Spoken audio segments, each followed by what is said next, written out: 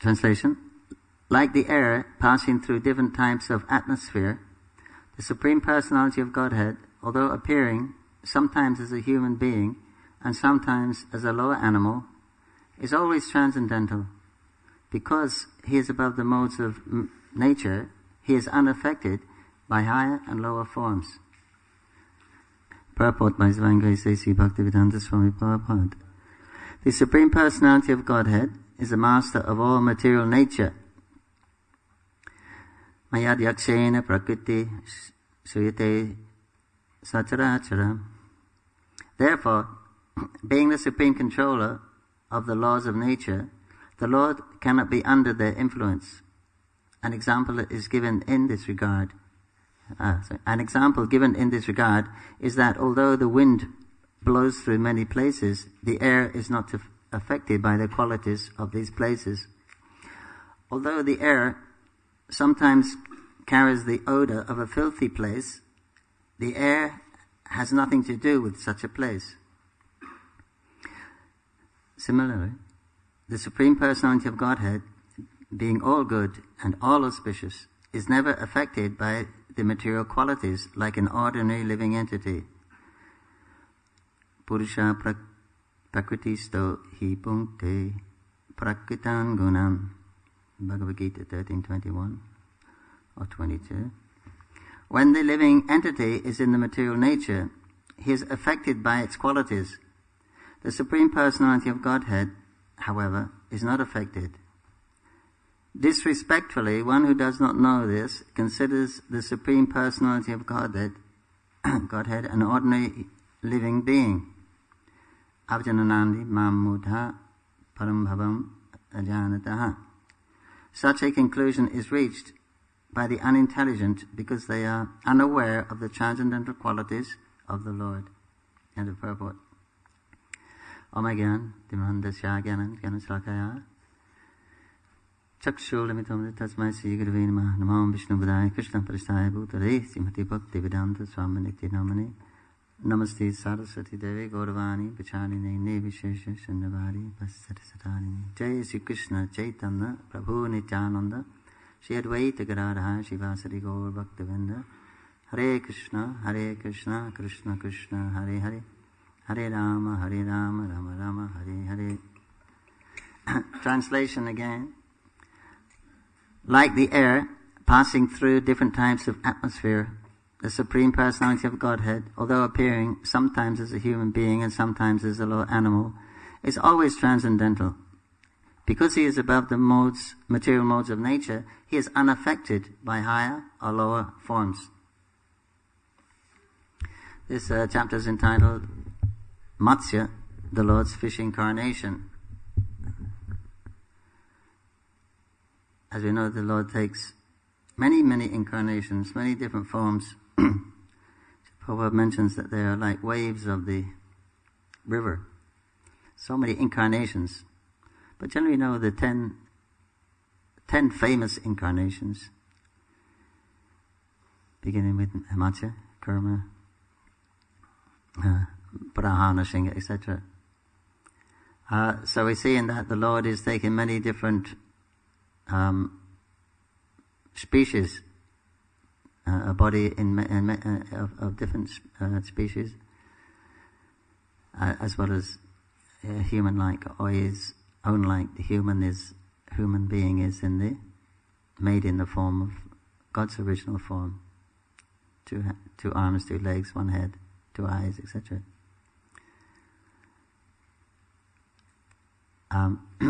But although he's accepted in the form of a fish, a wonderful fish,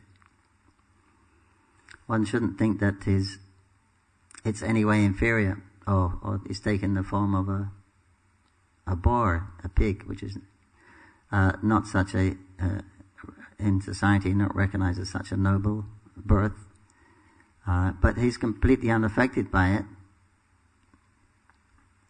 Of course, because as Paul mentions here in the Bhagavad Gita, that this material energy of mine, it works under my direction. It's my energy, and it works under my direction. So for Krishna, there's no difference between matter and spirit, because they're both his energies, and they act according to the way he desires. So if he wants matter to act as spirit, it will act as spirit, and if he wants spirit to act as matter, it acts as matter. Initially everything is spirit anyway, but where did this material energy come from? It's just a transformation of the spiritual energy. Krishna desires his energy to act in a different way. So therefore it's called material energy. But he's not affected one bit by that, because it's working under his direction. It is subordinate to his will. Of course, generally the Lord directly doesn't manage the material energy, because he has so many other servants to manage it. 33 crores servants who do the managing, and then he has other energies, assistants like Yogamaya, who also have, like us, have independence, but they haven't misused their independence, and so they also make programs for gods to arrange for the Lord's pleasure, to fulfill his desires and his wishes. So whether you say he comes and accepts a material body, or he has a spiritual body, it doesn't make any difference as far as Krishna is concerned. We're in a fix because we've accepted or forced to accept a material body by our on account of our previous activities and desires. Then we're offered a body suitable to fulfill those desires according to our worth. So here we find ourselves in this particular body that we have. And as Krishna mentions there, was it mentioned in the Bhagavad Gita, Prabhupada mentioned this section, the Bhagavad Gita, how the living entity is placed into the particular body. Poor little soul is placed into this huge body of material energy, and he has to go along with whatever body he has. Prabhupada says, if you're in the body of a dog, then you think and act like a dog. If you're in the body of a human being, then you think and act like a human being. You just have to go along with it. But neither you're the dog nor the human being. You're the poor little soul who's bewildered and lost his actual memory inside this body, and just being driven by the modes of nature, which Krishna says is working under my direction. The modes of nature are working under my direction. According to our association with the particular modes of nature, then we develop a particular type of body. And that body is awarded by material energy, which apparently goes on like clockwork automatically under divine arrangement of Krishna as a super soul. And so here we find ourselves right now in a human body. And everyone is, Krishna says, although I'm doing everything, I'm arranging all this material energy and arranging all these different types of bodies, 8,400,000, and placing the living entities into the particular bodies that they deserve. I'm not responsible for their happiness and distress. That they're responsible for. They are responsible for their own particular body, because we get in a particular, we don't have choice of body. I mean, in one sense, we don't have choice of body. But the bodies are already fixed. The 8,400,000 are already fixed. That's the rule. And then you're placed into one of those by superior arrangement, but that one is just suitable for our particular mentality and our rectification or our enjoyment as we so desire. So that's really nothing to do with us. That's done by the Lord. But he's actually not responsible, because the rule is, according to your activities and mentality, that particular body you will have waiting for you. So he's not responsible. And within that body, that is as a living entity, he's traveling through the material energy, forced to act through the material energy. You're forced because of desire. Then we're forced to act. And we're experiencing happiness and distress in our journey through the material energy, as long as the body lasts. And then we change it, get another one. So that is that happiness and distress is not due to it's not artificial. It's not Krishna's arrangement. That's due to our desires. So we're experiencing, according to what body you have, then the senses will be different. In some bodies you like some things, in another body you won't like those things. But it's us who's making the choice and the decisions in life. Although we have a limited choice, a limited space. But we're actually responsible, because we're making the choices. Everyone is acting for their own improvement, because the material energy, as Krishna says, it's uncomfortable, it's miserable. That's Krishna's opinion. And so we find ourselves in an uncomfortable position as a spirit soul. We're eternally free, full of bliss, full of knowledge. But we're not experiencing that now, so we're a little disappointed in our subconsciousness.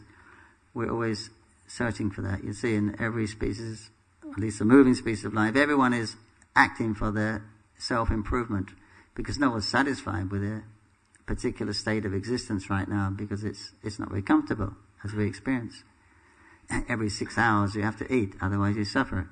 So and every 12 hours or so, 24 hours you have to, 12 hours or 18 hours you have to sleep. And then all the other things that you have to do, eating, sleeping, trying to enjoy and defending. You're forced to do those things, otherwise what's the point of living? But the point is pleasure, the one aspect, but the eating, sleeping and defending, they're forced upon us. We have no choice. And in the gross material life, then we try to make those things nice. We might try to make eating, sleeping, enjoying and defending very sophisticated, very nice, and then we think we'll be happy. But because we're actually forced to do them, we have no choice. So it's an imposition. It's actually a punishment that we have to do those things. We have to spend all the time for those things. But we're taking we're trying to make the punishment into a form of, we're trying to take it, make it very nice. You have an iron shackle, an iron ball shackled to your feet, and you'll paint it nice colors and polish it. But it doesn't really solve the problem. But people don't actually know what the problem is. They think that the purpose of existence is for our enjoyment.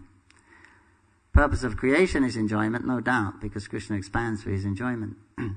But the purpose of the purpose of existence is enjoyment, but it's not our enjoyment. The real purpose is Krishna's enjoyment. And when we're acting in that with that mentality, that I'm acting for Krishna's pleasure, then one is perfectly situated, because that's the constitution of the living entity. God is one, he becomes many for his pleasure. So everything is supposed to be giving the Lord pleasure. That's it. That's the natural constitution. So when we have that mentality, then we're naturally seated. Then you'll be free from any anxieties. And not only that, that is the topmost pleasurable position. Because there you'll be naturally situated by very nature. We're made of ananda. And that ananda is experienced fully in the fullest, to the fullest degrees, in relationship with Krishna, in relationship with service to Krishna.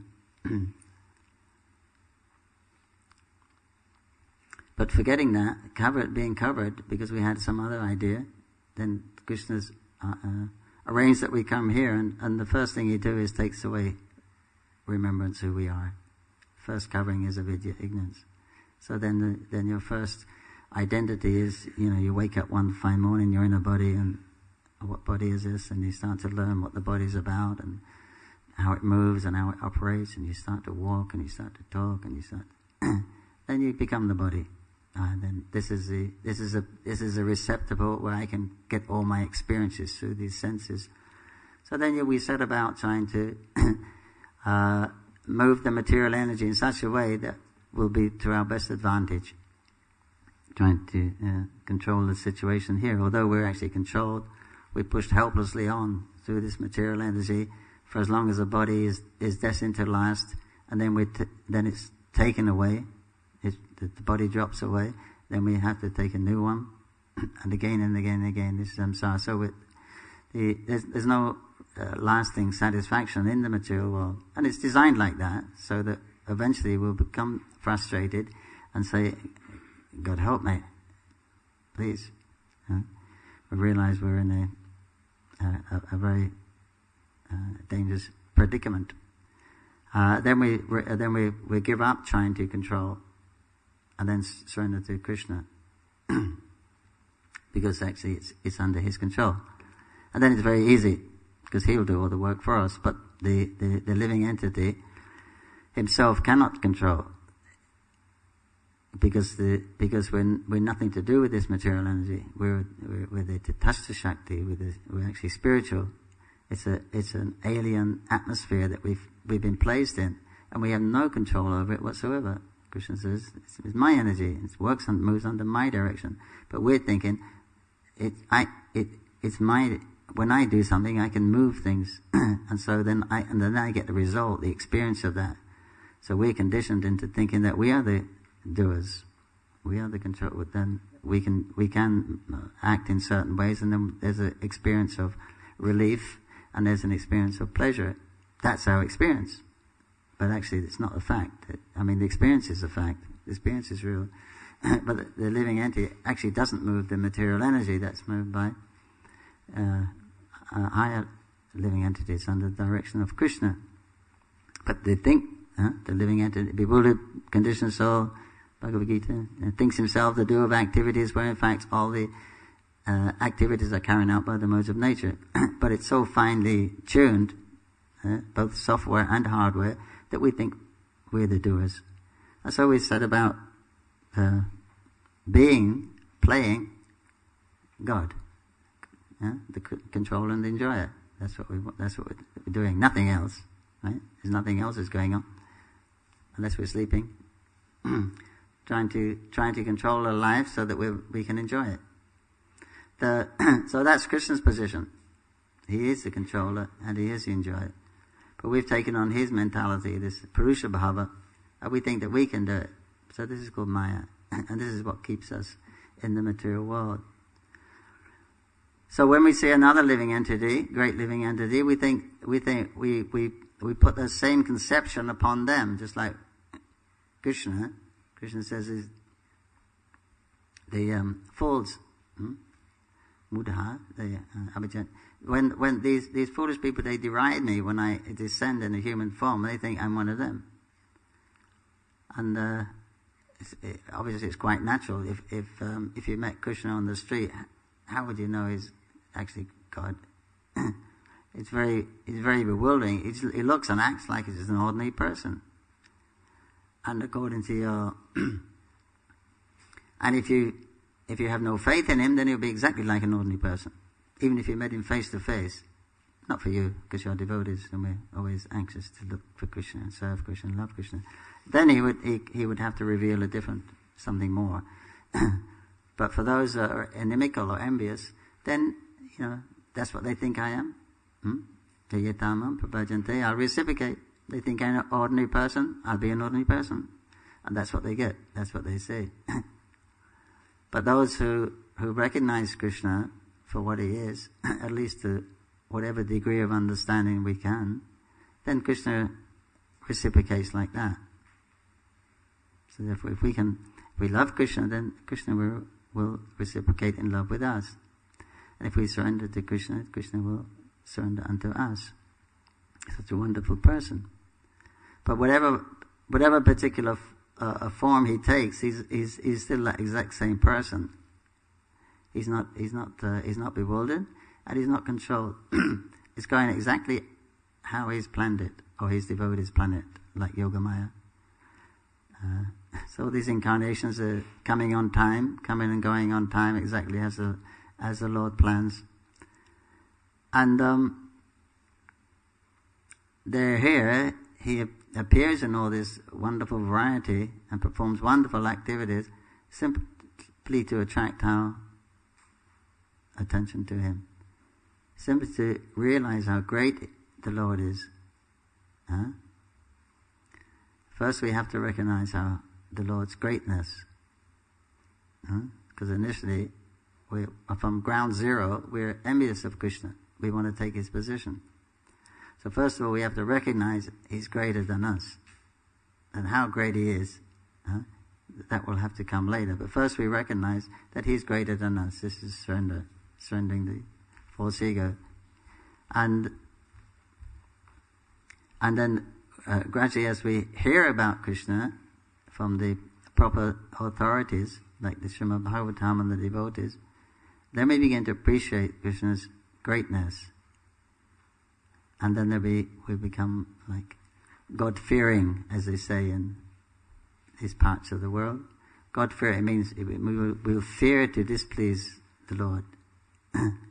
That will be the first aspect. That's why they, in the scriptures, they will overemphasize the suffering in hell, just to make me fearful of, if I don't follow, then I'll suffer so much, I'll go to hell. So then I better follow, although there's no desire to follow or attraction there. So that's that's the negative side. If I don't follow, what will happen to me? And the positive side, of course, is the super excellence of Krishna and his pastimes and the spiritual world. That's the attracting side.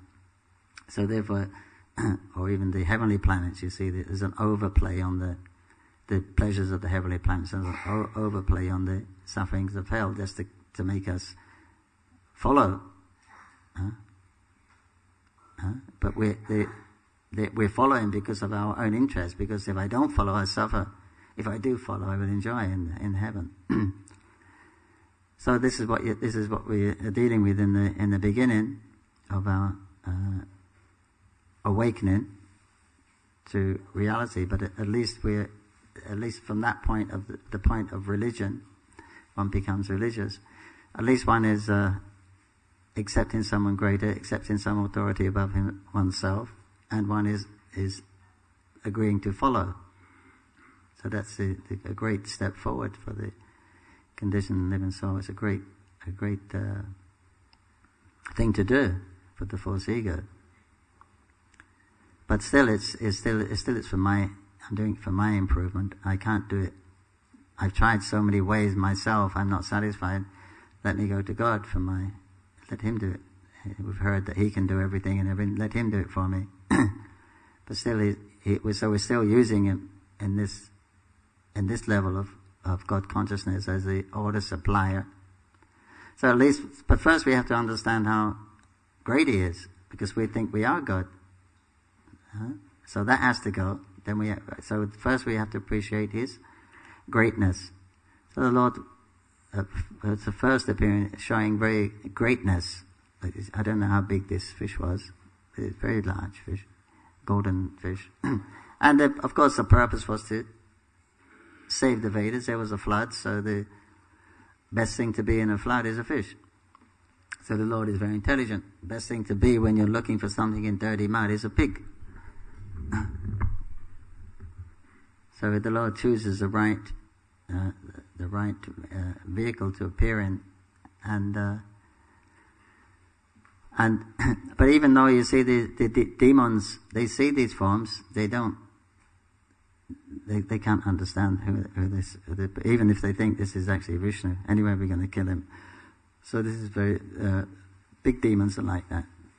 But the pastimes are for the ordinary people like us, who are not big demons, we're small demons. That we can recognize how great Krishna is, and he can do exactly what he likes, and he's not affected by it. Otherwise you'll never know, unless one surrenders to the process, have faith that Krishna is the complete transcendental living entity. One won't be able to understand. And of course, if he didn't come and show these wonderful pastimes, then it would be difficult to believe. So therefore, Krishna personally comes and shows. He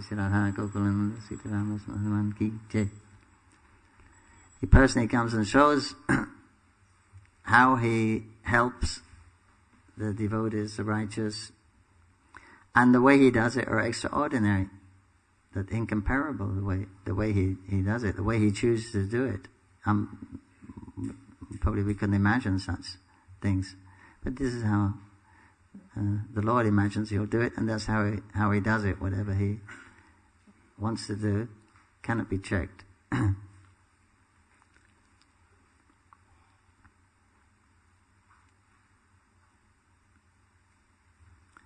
So then we can distinguish. We have to start to distinguish between ourselves and Krishna. That we're actually different. He's not bound like us. He's not conditioned like us. He is actually the controller. He is actually the enjoyer. So when we come to that understanding, which takes quite a while, and it's like we're on the 8th canto, and hasn't been so much about Krishna himself, and the spiritual world. That'll evolve in the 10th canto. This is the other cantos are generally, people who are having problems, and how they resolve their problems by surrendering to Krishna, the successful ones. So it takes it's a gradual process to actually surrender to Krishna, because we didn't actually come in this world to surrender to Krishna. We come into here to be Krishna, or imitate Krishna.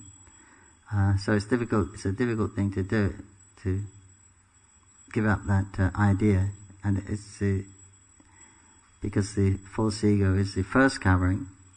Then it's the last thing that we'll be able to be free from. It's the most subtle covering. So first we work on the basic thing of Vaidhi-sadhana, and then we start to control the gross senses, follow 4 regulative principles, etc. and then gradually we begin to purify the senses by using the senses in the service of Krishna. Even though the motivation may not be pure in the beginning, it may be our self-interest. We're coming for our purification, our rectification, our happiness, how to get rid of it, to reduce our problems. So that will be there, of course. But the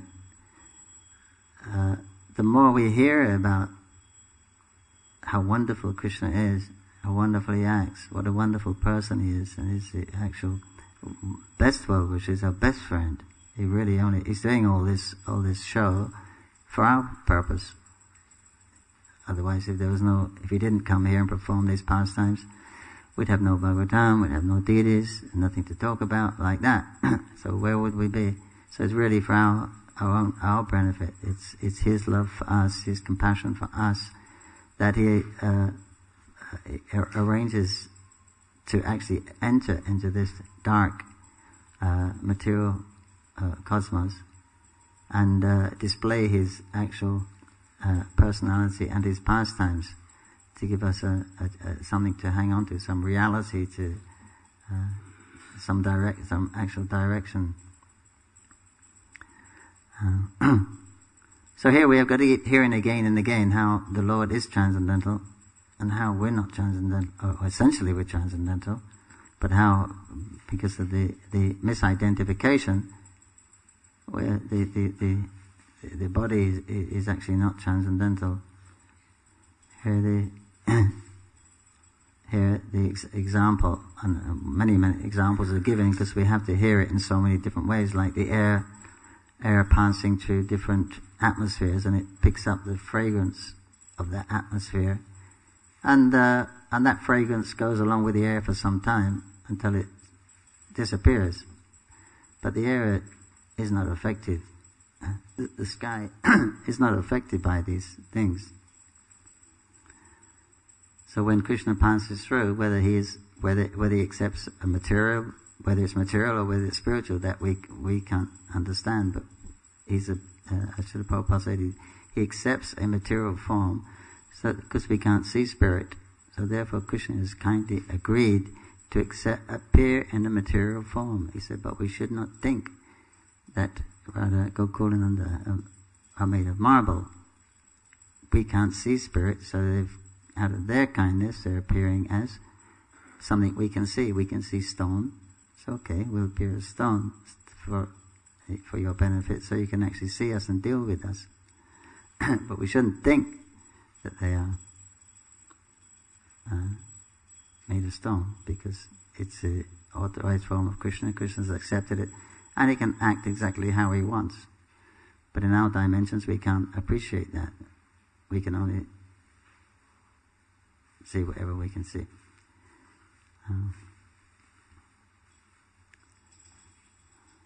So whether the Lord appears as a human or a lower animal, he is always transcendental, because he is above the material modes of nature. The modes of nature are his energy, so he is unaffected by higher or lower forms. We should always understand he's the same supreme free person in whichever form he accepts, and we should appreciate that all these appearances are very, very wonderful in and of their own. The whole Leela is so wonderful. So Krishna's, even though he comes into this material world, his enjoyment doesn't stop. Wherever he's in, he enjoys being Matsya, he enjoys being Varaha, he enjoys a fight, he enjoys being Nrsimhadev, fighting. So whatever he does, his enjoyment is unimpeded. And when he's in the human form, he just acts exactly as how he acts in the spiritual world. So it gives us a glimpse of what it's like in the spiritual world.